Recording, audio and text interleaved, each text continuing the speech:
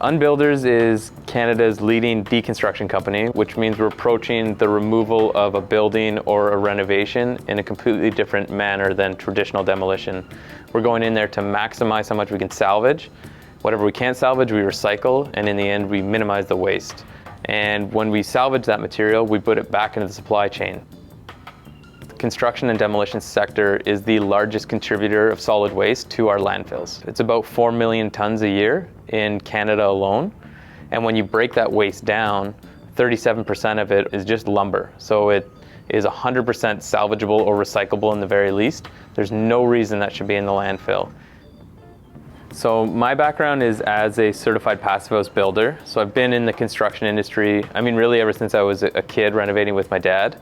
And when I was done school and getting back into the industry, I just told myself that no matter what I do, I need to ensure that I'm moving forward with sustainability in construction. And construction is a horrible waste producer, one of the worst industries there is. And so I wanted to dedicate my entire career to making an impact there. So we do full deconstructions, which is taking a building down top to bottom, or we do what we call a selective deconstruction. So it's either an addition we're taking down or just the interior strip out of a building, or we do sort of a combination of deconstruction and demolition. That's typically driven by the client budget and the client demands. And then our service offering is anything from a full building takedown all the way down to like a single bathroom renovation. And we're deconstructing both residential and commercial industrial as well. A full deconstruction on, say, a residential level goes through a few different phases. The first is your hazardous material removal or your abatement. So you're going to get testing done and we'll know where the asbestos is in the building. We'll get our professionals in there to remove that safely. The second stage would be the initial salvage at that point. So we'll come in, take out the cabinets, the appliances, finishes and fixtures. We typically donate those to our two charitable partners, the Reuse People of Canada and Habitat for Humanity. And then we strip the inside. So that's drywall, insulation, utilities. Now you're back to the wood and the exterior shell, and then we're going to start our deconstruction. So it's really reverse engineering the building. We start on the roof and we work our way down to the foundation, and we bring a machine in at some point either to just do the foundation and the cleanup, or sometimes we use the excavator to actually help us pull the building apart to speed up our process. The materials are typically separated on site to maximize the salvage or recycling.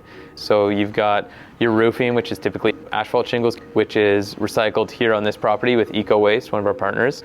You're dealing with drywall or plaster that's not asbestos containing. That goes to New West Gypsum and they recycle it back into new drywall. Then you have your lumber, which is either salvaged, which is what we do here, or recycled, which is either used as biofuel or it goes to pulp and paper. And then you have your concrete, which is also 100% recycled into road base. And you have very few materials that actually need to go to landfill that don't have a recycling or an upcycling supply chain right now. And those are old insulation and old stucco are really the two big ones. And I'd say a particle board, pressboard, if you have lower grade cabinets and you have like a full bin of that stuff, then the wood recyclers typically don't take that. We typically average about 95% waste diversion on a building. We've hit over 99% on some projects. Now, not every region has that infrastructure, so we're really fortunate to have all the different recyclers. For deconstruction to really take shape in full capacity, which we see happening over the next 10 years, we will see that infrastructure being built in regions that don't have it at the moment. Here we are at a beautiful home and our team is doing a selective deconstruction. Inside we are stripping back all the fixtures and finishes, assembling a donation package so that anything of value within the home will get donated so it can be reused down the road. Anything that can't be donated, we try to recycle or find another outlet or channel for. Our main goal here at Unbuilders is to try to recycle anything that can be recycled. So this works. Our team has a stickering system with a corresponding site binder. So what we do is any items that we're going to come and we want to save or salvage, we'll sticker them. And there's an itemized list. So fire mantle, louvers, TV, cabinets. When our team sees the sticker, they know that they are not demolishing this. things like this built-in closet, they're really tough to salvage, so they will end up demoing this, but we'll pull out the electrical and other components. And when we see our built-in and the cabinets come off, our team will quickly snap off the cupboard doors and they can be reused somewhere else. This area is the kitchen. So we've gone and stickered everything. We have an actual map and plan for reassembly. So when we take apart this kitchen, there is a method to it, and everything is labeled to be reassembled down the road. And then that way it will stay out of the landfill and be repurposed. All the countertops, the cabinets, the appliances, the box cabinetry, it's all being saved. Even the valance details and the crown moldings. We're saving everything. This is a laundry room, and we would salvage the laundry room sink, the countertop, the cabinet boxes, and we have stickered the washer and dryer for our donation package. Same thing with fixtures and finishes. Anything with a sticker on it, we save, salvage, and load it up on the Habitat for Humanity truck. I love Unbuilding because every single day you wake up with the motivation that we're driving change. We're trying to change people's perspective on the way they look at materials, and we can salvage household items, and really we can drive down our waste in the construction industry, which is a huge component of Canada's waste stream. Every pound of waste that goes to the landfill, it's going to generate methane, which is 23 times worse than CO2. So it's a massive contributor to climate change, and it's something that we can actually curb really quickly with a little bit of infrastructure and retraining. The deconstruction costs more than demolition up front, but you get a tax receipt for everything we salvage and donate, which typically drives our price lower than demolition in the end.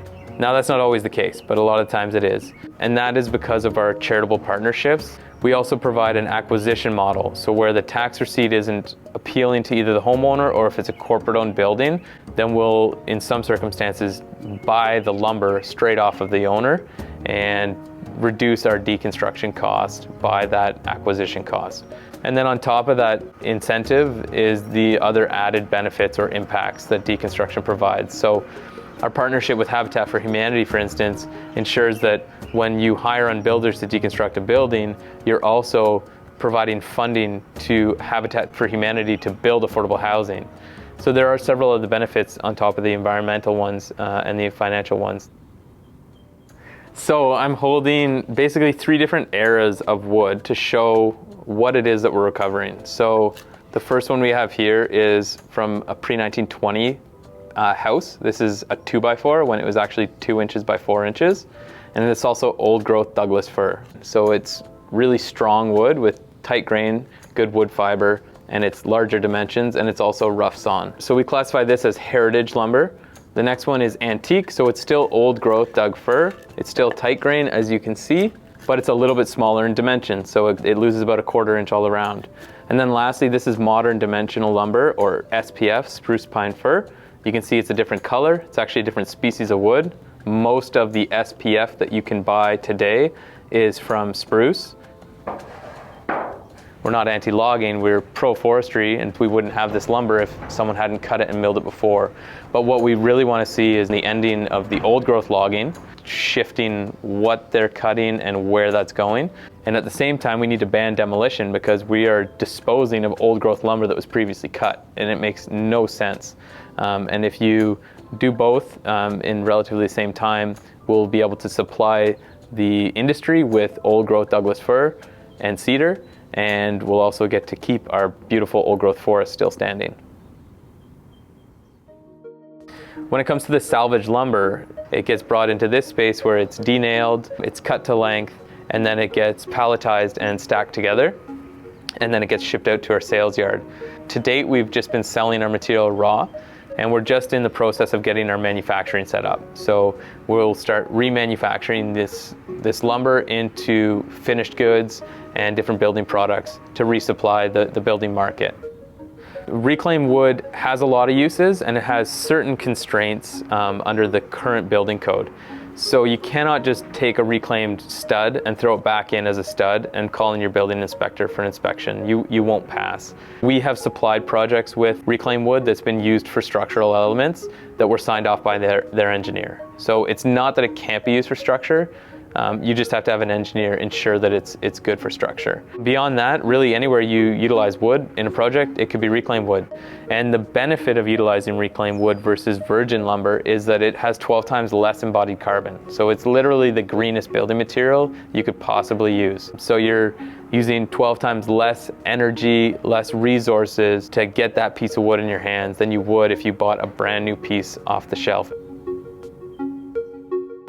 Deconstruction is really great for the economy. So for every one demolition job, we generate about 5 deconstruction jobs on top of it. So we're not just talking about an environmental thing. This is great business and it's great for our communities. So right now we're operating in southern BC, but we do have plans to expand to essentially every major city in Canada and the US over the next 5 years. But at the same time, we're hoping to influence the industry as well. There's a lot of great existing demolition companies out there operating, and hopefully we can either help them shift through just leading by example, or even working with them to show that there's a better way to remove buildings to really recapture those materials. On the macroscopic level, the challenges to deconstruction as an industry, there's 4 major challenges. The first is cost. So deconstruction typically costs more, which with our business models, we're trying to challenge that hurdle. Really, we like to flip that challenge on its head. The problem is not that deconstruction costs more, the problem is that demolition is really cheap. The second hurdle is time. We're typically a 4 to 6 person crew pulling the building apart layer by layer. We utilize machines to speed it up, but it still takes more time. The third one is policy. So right now, most regions, the policy really favors demolition. There's no waste separation policy. There is no salvaging requirements, recycling requirements. Policy is really set up for the industry to just smash and get rid of buildings as quick as possible. We need to rethink how that policy works. And the last one is the infrastructure with the materials. So if you're going to separate these materials on site, do you have the outlets for them to go? Do you have the markets for them to be sold to? And that's where, as we look to bring this service to new regions, we need to start working with policymakers, local industry, to ensure that we can kind of cover all those bases. Please share this video if you liked it. Also, be sure to subscribe to Exploring Alternatives and check out our playlists for more stories like this. Thanks for watching.